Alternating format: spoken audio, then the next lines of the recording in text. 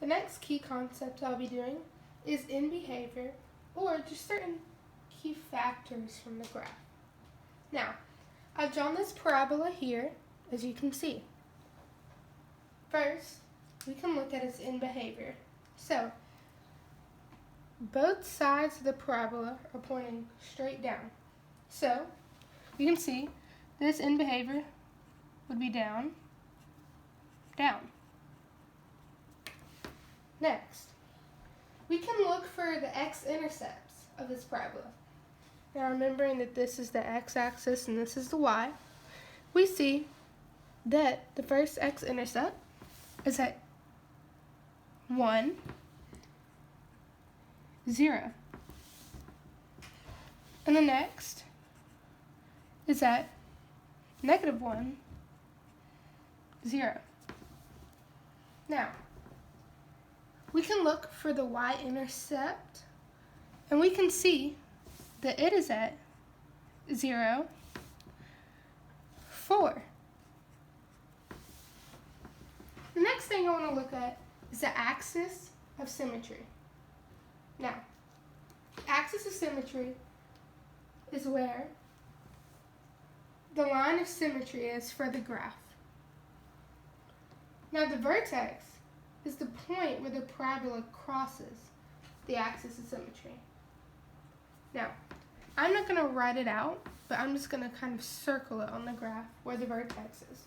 So the vertex is right here. Let me make it bigger.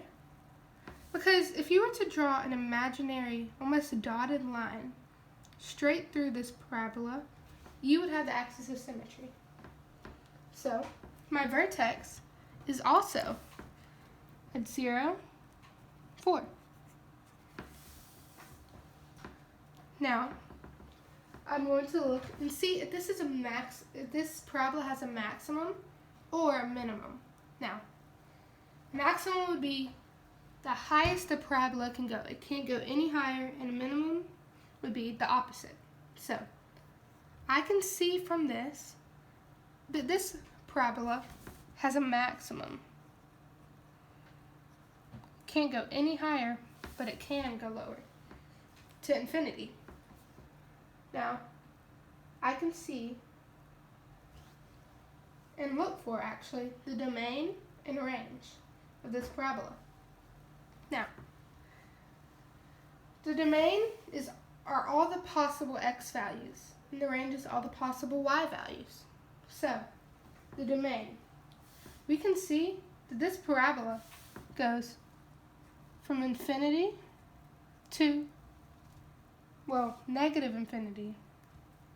Make sure you write that negative. To infinity. And the range goes from negative infinity